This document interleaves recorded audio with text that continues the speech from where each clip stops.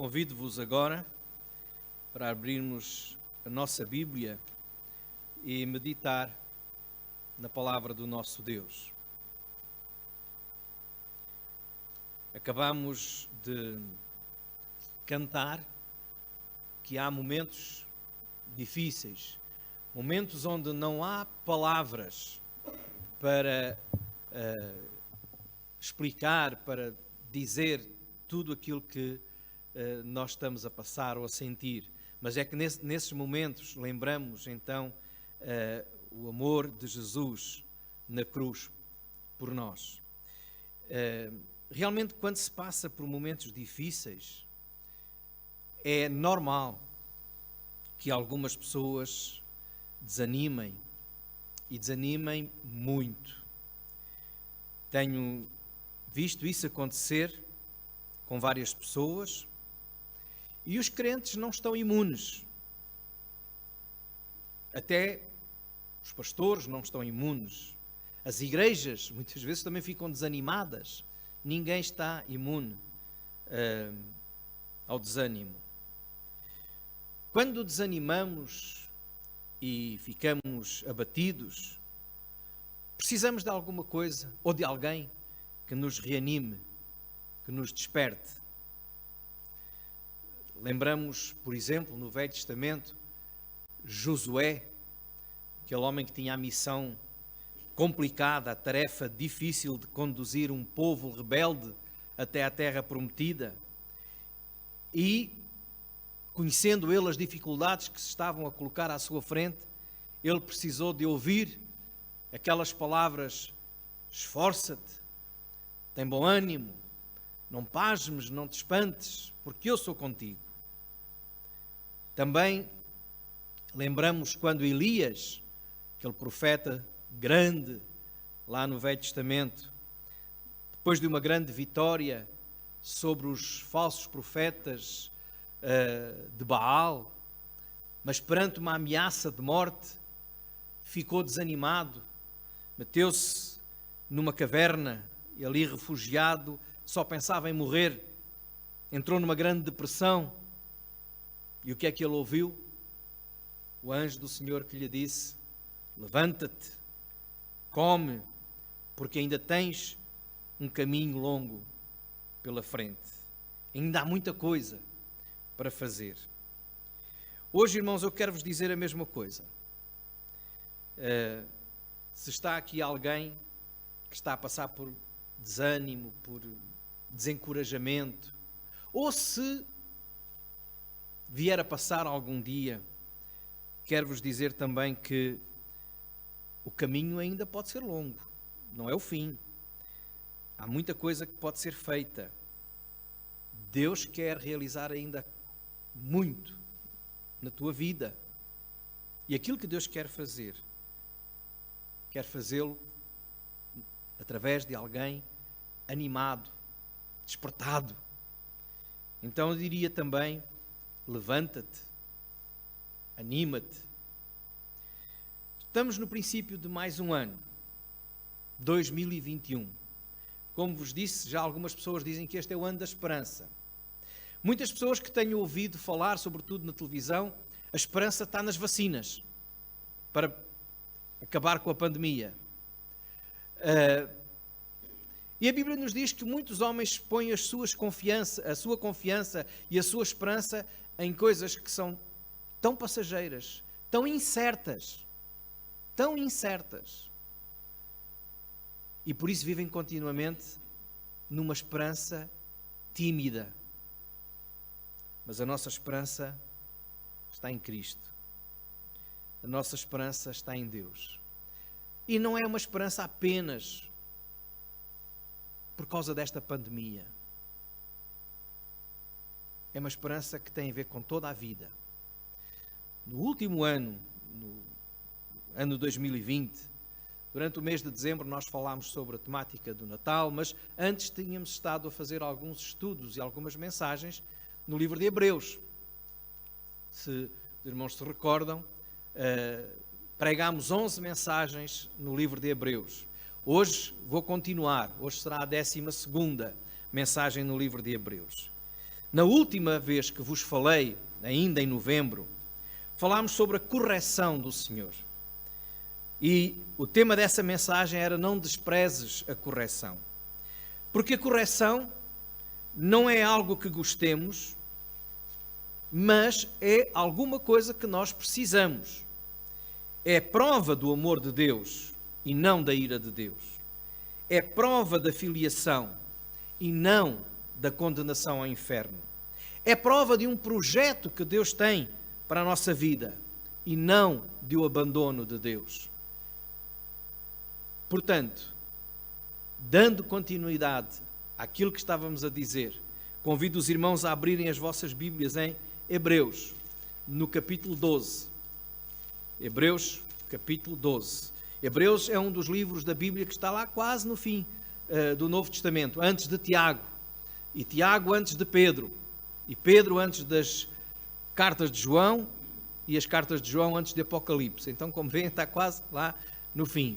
Então, o livro de Hebreus, no capítulo 12, diz assim, e nós tínhamos terminado no versículo 11, vamos ler agora os versículos 12 até ao versículo 15. E começa precisamente o texto bíblico com esta palavra, portanto. Ou seja, se as dificuldades, as tribulações, a correção de Deus é algo benéfico para nós, então, portanto, o que é que diz a Bíblia?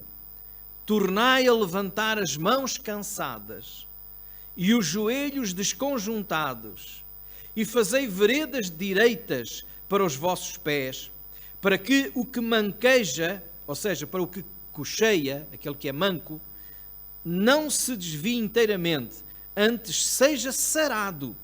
Segui a paz com todos e a santificação, sem a qual ninguém verá o Senhor, tendo cuidado de que ninguém se prive da graça de Deus e de que nenhuma raiz de amargura, brotando, vos perturbe e por ela muitos se contaminem. Encontramos nestes 4 versículos 3 desafios, eu diria mesmo 3 ordens, 3 mandamentos para cada um de nós. O primeiro está no versículo 12 e 13, que diz: levanta-te e anda. No fundo é isso. Levanta-te e anda. Levanta as mãos, os joelhos e entra nessas veredas direitas. Levanta-te e anda. O segundo desafio, ou seja, a segunda ordem, está no versículo 14 e diz: segue a paz e a santificação. E no versículo 15 diz: cuida ou tem cuidado para que ninguém se prive da graça de Deus. A primeira diz: não te conformes com a situação como está. Rejeita o desânimo. Sai do marasmo espiritual em que te encontras. Dá apatia e começa a trilhar novos caminhos. A segunda diz: cuida do teu coração. Cuida da tua vida espiritual. Segue a paz e a santificação. A terceira: cuida e zela pelo bem-estar dos teus irmãos. Cuida dos outros, para que ninguém se prive da graça de Deus. Levanta-te e anda. Versículos 12 e 13. Como o versículo diz: portanto, tornai a levantar as mãos cansadas e os joelhos desconjuntados. Esta é a imagem de alguém que está de rastos. Esta é a imagem de alguém profundamente desgastado, desanimado, sem forças. Ou pelo menos pensa que está sem forças. Alguém que está muito perto de desistir. Alguém que pensa: eu não sou capaz de sair daqui. Minhas pernas não têm forças. Minhas mãos não têm forças. Já não sei para onde vou. E é para esses que Deus diz isto: rejeita o desânimo, diz não à derrota, enfrenta o futuro, enfrenta a vida com ânimo e com coragem. Agora, quero dizer, aqui aos irmãos, aquilo que a Bíblia diz, aquilo que o Senhor está a dizer, aquilo que eu vos estou a dizer, não é um apelo à autoconfiança. Não é um daqueles princípios de autoconsciência da força que há em nós, ou seja, eu sou forte, eu vou-me levantar. Isto não é tirado de nenhum livro desses de autoajuda. Antes, pelo contrário. Não é focado no homem. É um desafio, sim, a entregar-se nas mãos de Deus e a mover-se na dependência do seu poder, não do nosso. Quando Pedro e João passaram pelo homem paralítico e disseram: levanta-te e anda, ele podia ter pensado: mas eu sou paralítico, como é que eu me vou levantar e andar? Mas ele, com fé, confiou naquele que o levantava e levantou-se e andou. Quando a Bíblia nos relata os imensos milagres de Jesus, quando ele dizia àquele que estava junto ao caminho, mendigando, paralítico também: pega na tua cama, nesse lugar onde estás, na tua capa, e vai, levanta-te. E ele se levantou e começou a andar. Foi a sua força? Não. Foi o poder de Deus. Então, o que a Bíblia nos diz aqui, levantar as mãos cansadas, os joelhos desconjuntados, é realmente um apelo, sim, à graça, ao poder de Deus. Não à nossa força, não ao nosso poder. Alguns dizem: confessa positivamente que és capaz e vais ser capaz. Não, não há poder na minha confissão. Não há poder nas minhas palavras, não há poder na minha mente, não é força da mente, é a força de Deus. É o poder de Deus. Ele é o único que nos pode levantar. É por isso que o apóstolo Paulo dizia, e este cântico, um dos cânticos que cantámos aqui hoje, que diz: é bastante para mim a tua graça. O contexto em que o apóstolo Paulo diz e fala disso, é quando ele apresentou ao Senhor os seus problemas, as suas dificuldades, as suas fraquezas. E o Senhor diz: a minha graça te basta. E ele diz isto, irmãos, em 2 Coríntios, capítulo 12, versículo 9 e 10, que o Senhor lhe disse: a minha graça te basta, porque o meu poder se aperfeiçoa na fraqueza. De boa vontade, pois, me gloriarei nas minhas fraquezas, para que em mim habite o quê? O poder de Cristo. É isso que Paulo diz. O apóstolo Paulo diz: eu vou gloriar-me nas minhas fraquezas, para que em mim habite o poder de Cristo. Por isso sinto prazer, gozo nas fraquezas, nas injúrias, nas necessidades, nas perseguições, nas angústias por amor de Cristo, porque, reparem o que ele diz em 2 Coríntios 12, 9 e 10, porque quando estou fraco, então sou forte. Como é que nos levantamos? Como é que nos erguemos? Reconhecendo sim a nossa fraqueza, mas reconhecendo a grandeza da força e do poder de Deus. É com Cristo e é sob a sua orientação que nós nos podemos erguer para voltar a caminhar.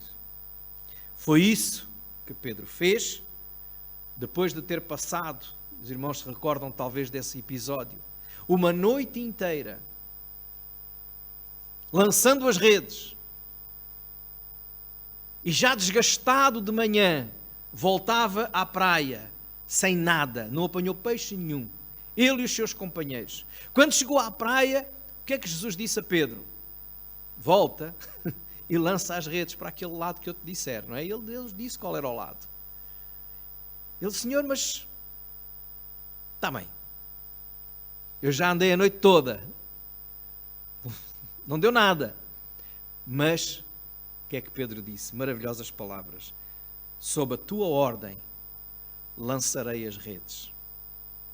Está lá em Lucas capítulo 5, dos versículos 1 a 11. Sob a tua ordem lançarei as redes. E o que é que aconteceu? Foi tanta a pescaria que o barco quase que afundava. Não foi na sabedoria do pescador experiente, não foi no poder do Pedro grande e forte, foi sob a ordem de Jesus. Sob a tua ordem lançarei as redes. Então, irmãos, levantai as mãos cansadas e os joelhos desconjuntados. Digam não, rejeitem o desânimo e fazei, diz o versículo 13, veredas direitas para os vossos pés. É interessante que a palavra que é aí dito não é caminhos, estradas, é veredas. Uma vereda é um caminho estreito. O que significa que o apelo para o desanimado se animar não é porque ele vai entrar agora numa caminhada, numa grande autoestrada perfeita, mas sim que é um apelo para caminhar num caminho, mesmo que seja estreito. Mesmo que seja estreito, é um caminho direito, porque é o caminho de Deus. Jesus mesmo lembrou: entrai pela porta estreita, porque larga é a porta e espaçoso o caminho que conduz à perdição, e muitos são os que entram por ela. E porque estreita é a porta e apertado o caminho, a vereda que leva à vida, e poucos a encontram. Então é caminhar nas veredas do Senhor, porque aí sim há vida, há ânimo, há esperança. No livro de Provérbios, no capítulo 4, no versículo 24 até 27, o sábio Salomão dizia em Provérbios 4, 24 a 27, desvia de ti a falsidade da boca e afasta de ti a perversidade dos lábios. Os teus olhos olhem para a frente e as tuas pálpebras olhem direto diante de ti. Pondera, ou considera, a vereda dos teus pés e todos os teus caminhos sejam bem ordenados. Não declines nem para a direita, nem para a esquerda. Retira o teu pé do mal. Então, meus irmãos, quando diz lá, levantem as mãos cansadas, os joelhos desconjuntados, e fazei veredas direitas para os vossos pés, é um desafio a andarmos na retidão e nos caminhos do Senhor, desviando-nos do mal. O que nos cansa muitas vezes, o que nos deita abaixo, o que nos arruína, são os caminhos muitas vezes tortuosos pelos quais nós caminhamos. Os nossos caminhos. E o que é que a Bíblia diz? Há caminho que ao homem parece direito, mas o fim dele são caminhos da perdição. Mas se em vez de nós queremos seguir a nossa vontade, os nossos caminhos, nos entregarmos a Cristo, submissos à sua vontade, aí vamos estar animados, porque o caminho é direito e conduz à vida eterna. Meu querido irmão, minha querida irmã, se estás a passar por algum momento de desânimo, não te entregues ao desânimo. Não te entregues à tristeza. Se algum dia vieres a passar por um momento de desânimo, não te entregues ao desânimo, não te entregues à tristeza, entrega-te a Jesus. Segue as suas veredas, a sua vontade, o caminho que na sua palavra te é mostrado. Segue esse caminho e enfrenta assim o futuro, caminhando com Ele, caminhando para Ele. Não tenhas medo, porque se no meio do caminho as forças te faltarem, Ele te sustentará. Ele te estenderá a mão, como fez com Pedro quando se estava a afundar, e te vai erguer e não te deixará ficar lá embaixo. Ele é amor, Ele cuida de ti. E este é o primeiro desafio. Levanta-te e anda. O segundo que está aqui neste texto é: segue a paz e a santidade. Diz no versículo 14: segue a paz e a santidade. Ora, esta vereda na qual o crente deve andar é uma vereda de paz e de santidade. Paz e santidade, ambas caminham juntas. Ambas são a vontade de Deus para cada um dos seus filhos. Em Jeremias, no capítulo 29, no versículo 11, Jeremias, o profeta, diz, Deus diz assim: porque eu bem sei os pensamentos que tenho a vosso respeito, diz o Senhor.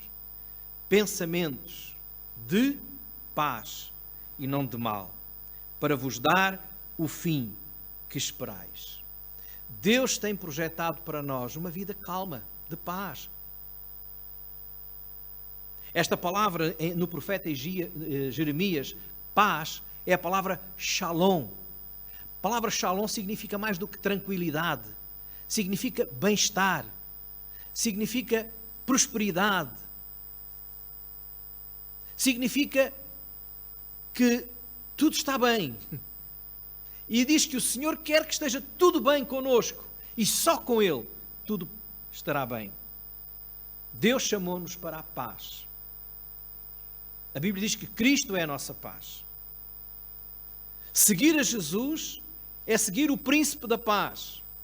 E este mesmo Jesus disse: bem-aventurados aqueles que são pacificadores, porque eles serão chamados filhos de Deus.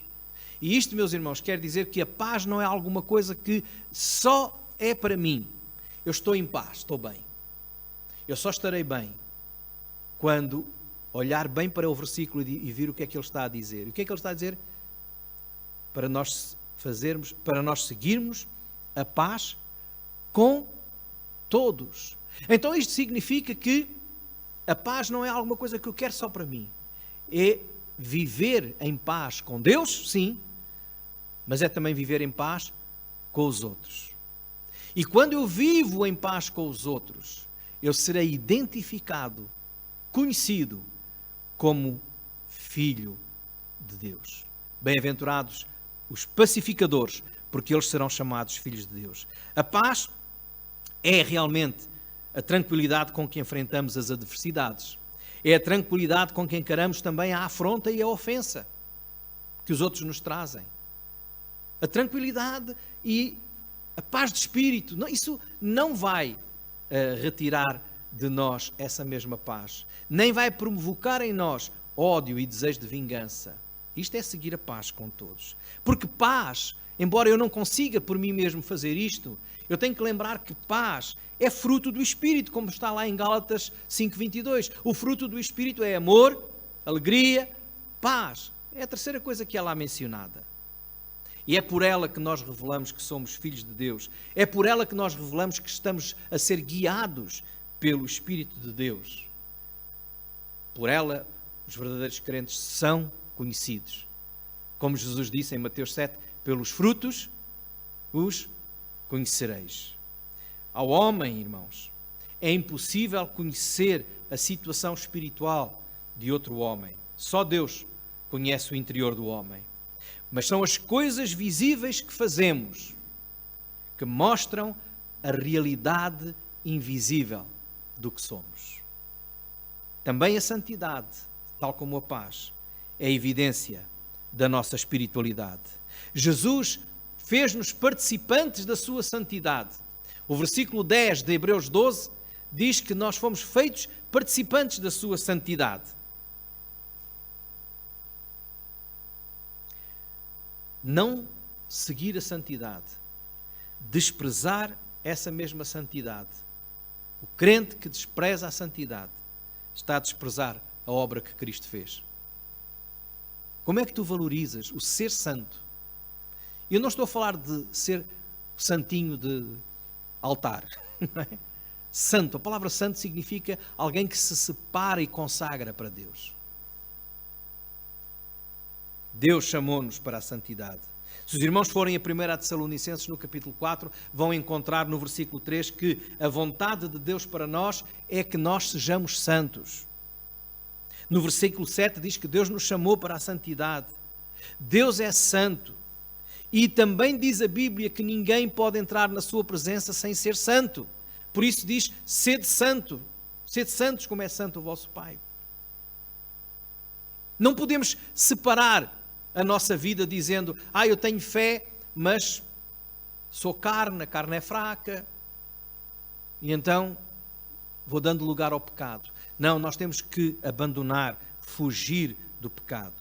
Santidade é a vida consagrada a Deus. É uma vida limpa diante de Deus. É uma vida de crescimento espiritual até, como diz lá em Efésios 4, à estatura completa de Cristo. Estás tu a caminhar nesta vida de santidade? Estás tu a preocupar-te em chegar à estatura de Cristo? Deus não nos chamou para vivermos uma vida espiritual de pecado, porque isso não é vida espiritual. Deus chamou-nos para vivermos uma vida santa. E isto o que é que tem a ver com os outros? Tem a ver que nenhum crente vive para si sozinho. Deus chamou-nos para vivermos uma espiritualidade, não uma espiritualidade individualista e solitária, mas chamou-nos para vivermos em comunhão, num relacionamento uns com os outros. Porque se os irmãos atentarem para aquilo que o versículo está a dizer, é importante para que aqueles que estão ao nosso lado, aqueles que estão fracos, aqueles que estão a vacilar, que estão a cochear, não caiam de vez. E muitas vezes é por falta da nossa espiritualidade, por falta da nossa santidade, que o outro cai também. Aquele que é mais fraco. Olha, ele faz aquilo, então se o crente é aquilo, então não vou à igreja, não preciso da igreja. É o mau testemunho que leva outros a cair. A preocupação com a santidade e a paz, a preocupação com o crescimento espiritual, deve ser não apenas com a nossa, não deve ser apenas pessoal, mas deve ser também com a da igreja. Nós devemos procurar e ter preocupação com a santidade dos nossos irmãos, cuidando uns dos outros. Isto é como uma guerra. Na guerra há sempre aquele lema dos soldados que ninguém fica para trás, não é? E nós temos que ter esse cuidado. Eu não tenho que estar preocupado só comigo, só com a minha paz e com a minha santidade. Eu tenho que estar preocupado com os outros, com os meus irmãos também. E é por isso que a terceira verdade que aí é dita é cuida para que ninguém se prive da graça de Deus. Não é o que diz o versículo 15? Cuida para que ninguém se prive da graça de Deus. A minha vida espiritual, irmãos, tem implicação nas outras vidas. Ela pode ser um incentivo para os outros ou pode ser uma desmotivação para os outros. Quando o Senhor nos salva, logo, naquele momento, Ele nos torna membros, parte do seu corpo. A igreja de Jesus. A partir da nossa conversão, a partir do momento da nossa conversão, nós não somos mais alguém que está sozinho. Nós somos uma família. Somos um em Cristo, é o que a Bíblia diz, num só espírito, um só corpo, onde não há diferenças, onde não há acepção de pessoas. E esta é a grande diferença entre o Evangelho de Jesus, entre o cristianismo e entre as demais religiões. Por exemplo, no islamismo, o muçulmano vive procurando salvar-se. Não procura salvar os outros. Às vezes, alguns até procuram matar os outros, não salvar os outros. Mas procura salvar-se, fazer isto, fazer aquilo, para se salvar. Nas religiões orientais, como o budismo, o hinduísmo, cada indivíduo procura encontrar-se a si mesmo e encontrar um rumo, um caminho para si. Por isso, muitas vezes se entregam à meditação, sozinhos, isolados. Mas em Cristo, no cristianismo, não é assim. Jesus, quando nos chamou, chamamos para fazermos parte de um corpo.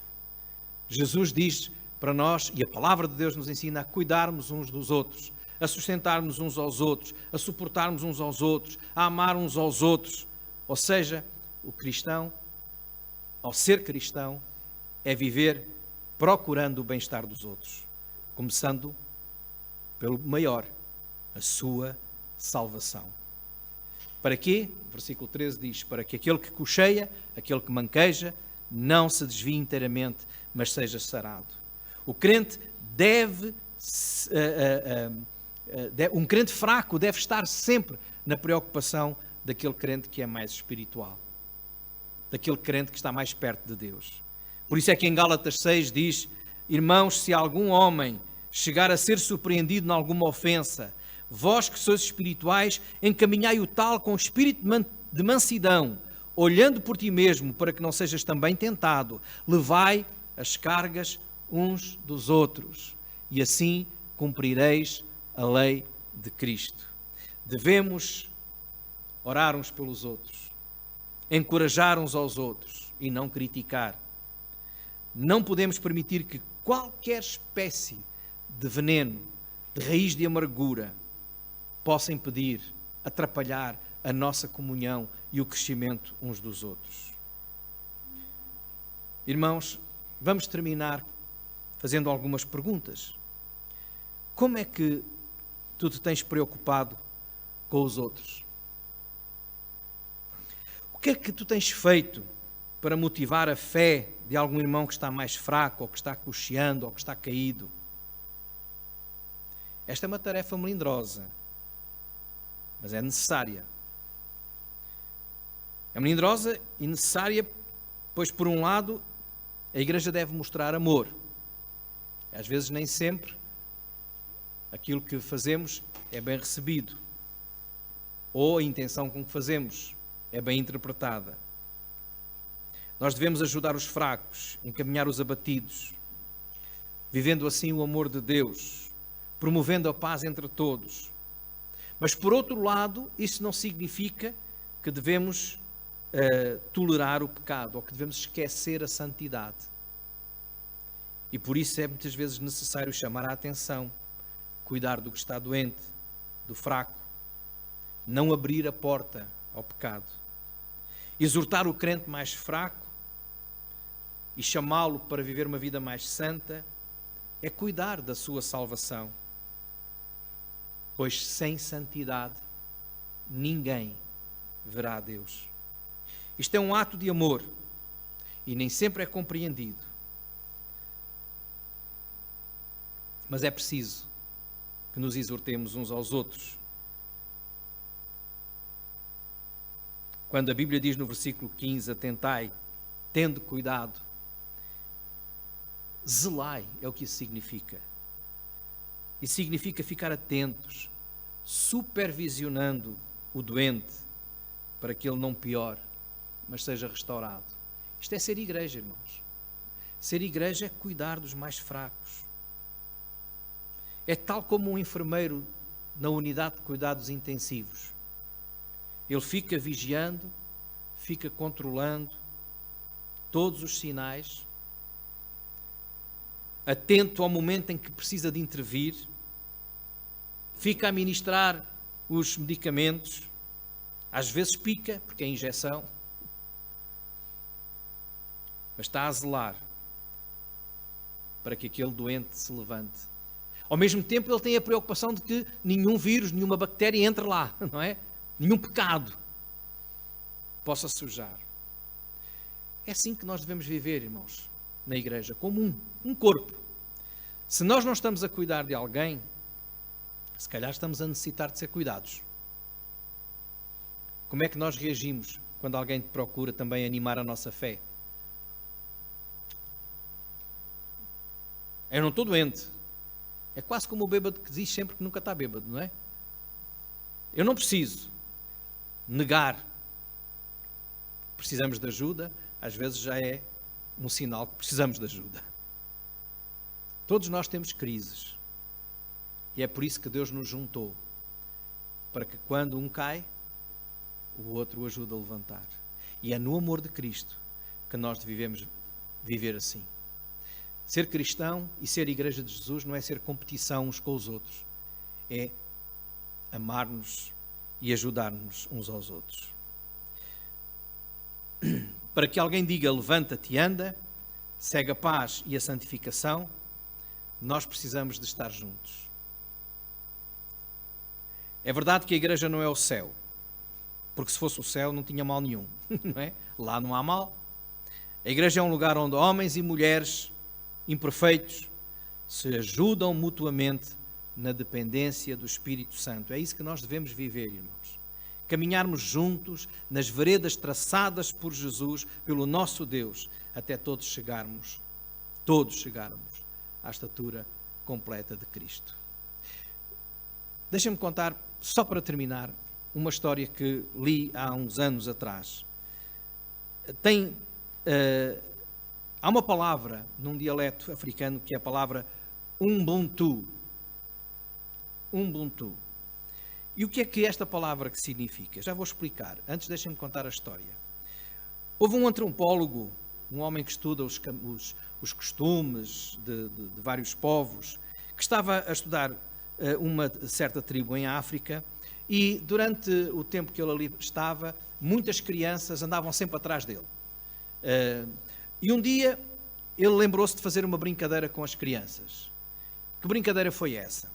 Ele juntou muitos doces, muitos reboçados, pôs tudo dentro de uma cesta, pendurou num tronco de uma árvore, alinhou aquelas crianças a uma certa distância, numa linha, e disse: agora vocês vão correr, quando eu disser, fazer uma corrida até aos reboçados. O primeiro que lá chegar ganha aqueles doces todos.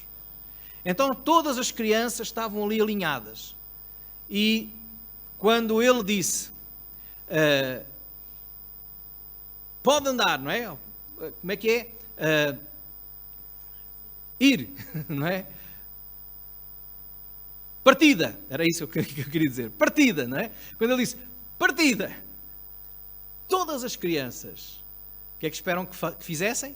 Começaram a correr, cada uma o mais que podia para ser a primeira. Não.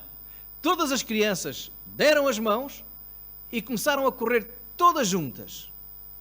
Chegaram todas ao mesmo tempo. Tiraram o cesto e alegraram-se todas a cantar e a comer aqueles doces. O homem ficou um pouco confuso e chegou perto deles. Porquê é que vocês fizeram isso? Porquê é que deram as mãos? A resposta que obteve foi Ubuntu,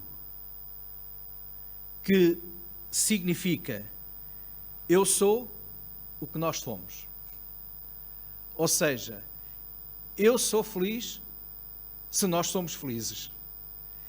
E aquelas crianças disseram, como é que um podia ficar alegre a comer os doces se os outros ficassem tristes? Como é que um podia ficar alegre por chegar primeiro se os outros ficassem tristes? Ubuntu deveria ser o lema da Igreja da Parede. O nosso lema como cristãos.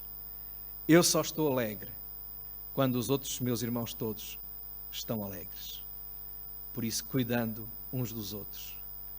Que Deus nos abençoe neste próximo ano a viver realmente aquilo que este texto nos diz. Viver com força, com ânimo, confiando no nosso Deus, seguindo a paz e a santidade e cuidando uns dos outros. Amém.